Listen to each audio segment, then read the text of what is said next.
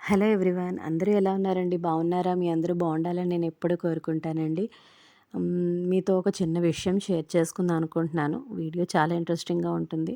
ఎక్కడా స్కిప్ చేయకుండా కంప్లీట్‌గా చూడండి. కొత్తగా నా ఛానల్ చూసేవాళ్ళైతే తప్పకుండా సబ్స్క్రైబ్ చేసి చిన్న లైక్ ఇవ్వడం మాత్రం మర్చిపోకండి. పక్కనే ఉన్న బెల్ ఐకాన్ని ప్రెస్ చేశారంటే నేను పెట్టే వీడియోస్ అన్నీ మీకు నోటిఫికేషన్‌గా వస్తాయి. మార్నింగే లేచి కుకింగ్ అంతా చేసేసానండి. ఆ తర్వాత ఏంటంటే మీతో చెప్దాం అనుకుంటున్నాను కదండీ! ఆ విషయం ఏంటంటే ఒక మా ఏరియాలోనే జరిగిందండి. ఈ విషయం ఏంటంటే యాక్చువల్‌గా నిన్న సోమవారం కదండీ! మా ఇంటి దగ్గరలోనే శివాలయం ఉందనమాట. మీకు ఇదివరకు చూపించాను సుబ్రహ్మణ్య స్వామి గుడి, శివాలయము, అమ్మవారు, శనీశ్వరుడి గుడి అవన్నీ అంతా ఆ దేవుళ్ళందరూ ఉంటారని చెప్పాను కదండీ! ఆ గుడిలోని ఒక ప్రమాదం అయితే తప్పిందండి నిజంగా భగవంతుడి దయ వల్ల. అంటే చేసే పూజలు ఎక్కడికి పోవు. మళ్ళీ మనకి తిరిగి ఏదో ఒక రూపంలో మనల్ని కాపాడుతాయన్న దానికి ఇదే నిదర్శనం అని నేను అనుకుంటున్నానండి. అది ఎందుకంటే ఒక ఆమె అంటే గుడికి వెళ్తారు కదండీ! కార్తీక మాసం ఇది పుణ్యమాసం. ప్రతి ఒక్కళ్ళు గుడిలోని అంతా దీపాలవి వెలిగిస్తారు కదండీ! కానీ చాలా జాగ్రత్తగా, చాలా అప్రమత్తంగా అంటే కేర్‌ఫుల్‌గా ఉండండి. ఎందుకంటే ఎప్పుడు ఏ ప్రమాదం పొంచి ఉందో మనకనేది తెలీదు కదండీ! సో, ఏంటంటే నిన్న యాక్చువల్‌గా ఏం జరిగిందంటే నేను ఇది చూడలేదు. నేను ఇన్‌స్టాగ్రామ్‌లోని వస్తే నిన్న చూశాననమాట. యాక్చువల్‌గా నిన్న గుడికి వెళ్ళలేదు. వెళ్ళుంటే మాత్రం ఇది ఖచ్చితంగా కళ్ళెదురుగా జరగాల్సిందేనండి. ఒక ఆమె దీపాలు అంటే అందరూ దీపాలు పెడతారు కదా! దీపాలు పెడుతున్నప్పుడు ఒక ఆమె చీరకి ఫైర్ అయితే అంటేసిందండి. కానీ నిజంగా సమయస్ఫూర్తితోటి ఆ కానిస్టేబుల్ నిజంగా అతనికి హ్యాట్స్ ఆఫ్ చెప్పాలండి. ఆ టైంకి అలా సేవ్ చేయడం అనేది నిజంగా ఆవిడ ప్రాణాలు కాపాడారు. 50% దేవుడు వల్ల అయిందంటే 50% ఈ కానిస్టేబుల్ వల్ల అయిందండి. చాలా సేవ్ చేశారండి నిజంగాను ఆ టైంకి. అంటే మనం పూజలు చేస్తామండి. చేసేటప్పుడు కూడా చాలా జాగ్రత్తగా కొంచెం పక్కన ఏం జరుగుతుందన్నది కూడా చూసుకోండి. దీపాలు పెడతారు కొంతమంది. అంటే నేను మొన్న శనివారం గుడికి వెళ్ళేటప్పుడు చూశానండి వెంకటేశ్వర స్వామి గుడిలోని. చాలామంది ఏంటంటే దీపాలు పెడుతున్నారండి. అందరికీ భక్తి ఉంటది. ప్రతి ఒక్కళ్ళు పూజలు చేస్తారు. కానీ ఆ పూజ అన్నది మనం ఎలా చేయాలంటే ఆ చేసే పూజ వాటికి హాని కలగకుండా చేయాలనమాట. రావి చెట్టు ఉందండి చిన్నది వేశారనమాట. ఆ రావి చెట్టుకి మొదల్లో పెట్టేశారండి దీపం అనేది. అదేమైందంటే ఆ వేడికి, సెగకి ఆ చెట్టనేది వాడిపోయినట్టు అయిపోయిందనమాట. సో, మనం చేసేదానికి కొంచెం మంచి జరిగేలా చెయ్యాలి గానండి, భక్తి ఉంది కదా అనేసి మొత్తం అంతా అలా వేసేయకూడదండి. ఆ పసుపు, కుంకుమ కూడానండి వేసేస్తారు. అంతలాగా వేసేసి పూజలు చేసి అక్కర్లేదండి. ఇది నేను చెప్పడం తప్పో కాదో నాకు తెలీదు గానండి. చాలామంది అలాగే చేస్తున్నారు చూస్తున్నాను కదండీ! కొంచెం జస్ట్ ఆ చెట్టుకి బొట్టు పెట్టి చేసి మనం దీపం అనేది కొంచెం దూరంగా పెడితే మంచిదండి. మొత్తం అన్నీ పేర్చేసి మనం దీపం పెడతామండి. ఇప్పుడు ఏటి చేస్తున్నారు కొన్ని గుళ్ళని ఇలా పెడుతున్నాం వెంటనే తీసేస్తున్నారు. దానివల్ల మనకి మనశ్శాంతి అనేది ఉండదు. ఎందుకంటే ఇంట్లో దీపం పెట్టి వెంటనే కొండెక్కిపోతే మనం చాలా బాధపడతాం కదండీ! అలా జరిగినప్పుడు మనం బాధపడినప్పుడు ఇలా దీపం పెట్టిన వెంటనే వాళ్ళు పక్కకు తోసేస్తే చాలా బాధ అనిపిస్తది కదా! అలా జరగకుండా ఉండాలంటే కొంచెం ప్రశాంతంగా, కొంచెం దూరం దూరంగా దీపాలన్నవి చూసుకొని ఎవరి చీరలకి తగలకుండా జాగ్రత్తగా పెట్టండి కొంచెం. అంటే అందరూ చేస్తారండి పూజలు. చేసే పూజల వల్ల ఇంకొకరికి అపాయం కలగకుండా ఉండేలా చూసుకోండి. నేనిది షేర్ చేసుకోవచ్చో చేసుకోకూడదో నాకు తెలీదు. మీతో అయితే చెప్పాలనిపించింది నేను చెప్తున్నాను. చాలా జాగ్రత్తగా ఉండండి. గుడికి వెళ్ళినప్పుడు కూడా చాలా కేర్‌ఫుల్‌గా ఉండండి. చుడిదార్స్ వేసుకుంటే చున్నీస్ అయితే మాత్రం నాడ్ వేసుకోండి. శారీ అయితే మాత్రం తప్పకుండా కట్టు కొంగనేది లోపల దోపుకోండి. లేకపోతే చాలా ప్రమాదాలు జరిగిపోతాయండి. ఎంత కేర్‌ఫుల్‌గా ఉండాలంటే అంత కేర్‌ఫుల్‌గా ఉండాలి. ఇది షేర్ చేసుకోవచ్చో చేసుకోకూడదో నాకు తెలీదు. నేనైతే మీతో చెప్దామనేసి అనుకుని చెప్తున్నానండి. తప్పేమైనా ఉంటే మాత్రం కొంచెం నన్ను ఎక్స్‌క్యూజ్ చేయండి. ఆ తర్వాతేంటంటే మా ఇంట్లో చిన్న పూజ అనేది పెట్టుకున్నాం అనమాట.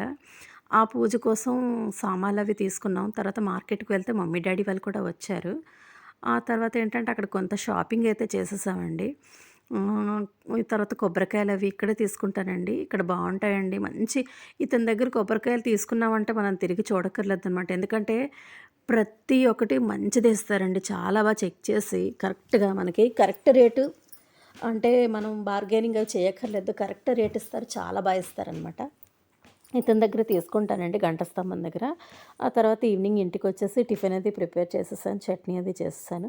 చెప్పాను కదండీ! మేమైతే రుద్రాభిషేకం చేయించుకుంటున్నాం ఇంట్లోని. సో, దానికోసమైతే షాపింగ్ అంతా చేశాము. ఆహ్, ఇవాళ కొంచెం చేసుకోవాలనమాట. సో, అందుకే షాపింగ్ అంతా కొంతవరకు చేసి అంటే అన్నీ ఒకేసారి తెచ్చుకోలేం కదని కొంత ఈరోజు, కొంత నెక్స్ట్ డే అని ప్లాన్ చేసుకున్నాం అనమాట. ఆ తర్వాత వచ్చి టిఫిన్ అయితే ప్రిపేర్ చేశాను. టిఫిన్ చట్నీ చేశాను. అంటే నేను ఇలా చెప్తున్నానని ఏమనుకోకండి. పూజలు అందరం చేసుకుంటామండి. ఆ పూజ వల్ల ఒకళ్ళకి అపాయం కలగకుండా ఉంటే చాలండి. నిన్న చూడగానే మాత్రం నేను చాలా షాక్ అయ్యానండి.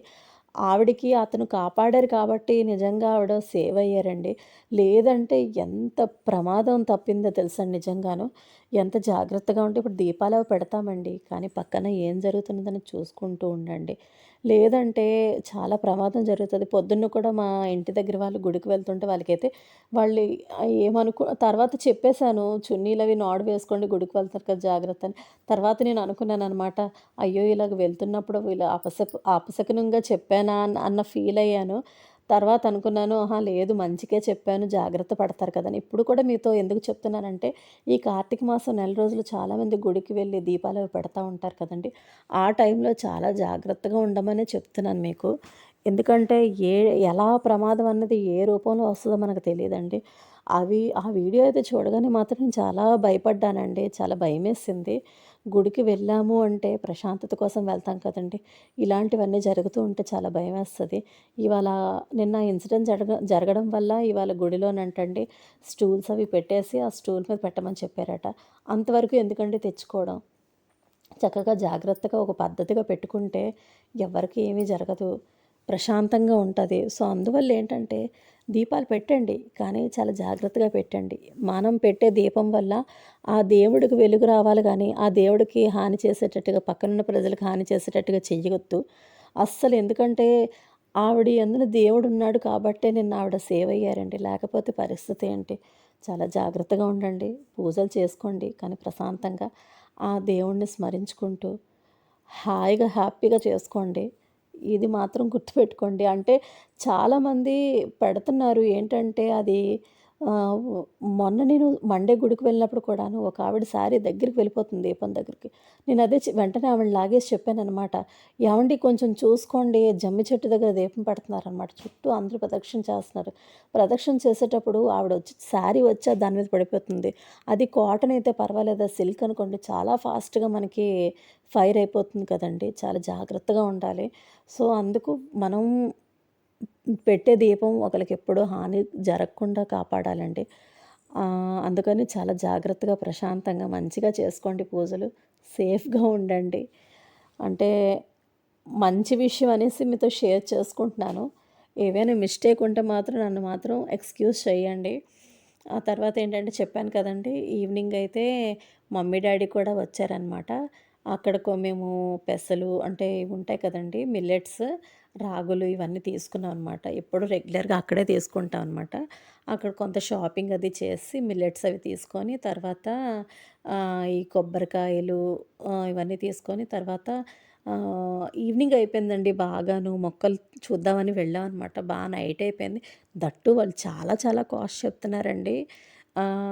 సో, ఇంకెందుకులే అనేసి నైట్ అయిపోయింది కదా! తర్వాత వచ్చి చూద్దాంలే అన్నట్టుగా వచ్చేసాం అనమాట. వచ్చేసి కుకింగ్ అయితే చేసేస్తున్నానండి. టిఫిన్ మాక్సిమం టిఫినే చేస్తానండి. చలికాలం అంతా టిఫిన్ అంటే రైస్ తినాలంటే కొంచెం ఇబ్బందిగా ఉంటది కదా! సో, అందువల్ల టిఫిన్ అయితే ప్రిపేర్ చేసేసాను. కుడుము పెట్టాను. తర్వాతేమో మినప రొట్టి వేశాననమాట. తర్వాత చట్నీ అయితే చేసేస్తున్నానండి. ఇవాళైతే బొంబాయి చట్నీ చేసేస్తున్నాను సింపుల్‌గా అనమాట. ఉల్లిపాయ వేయకుండాను.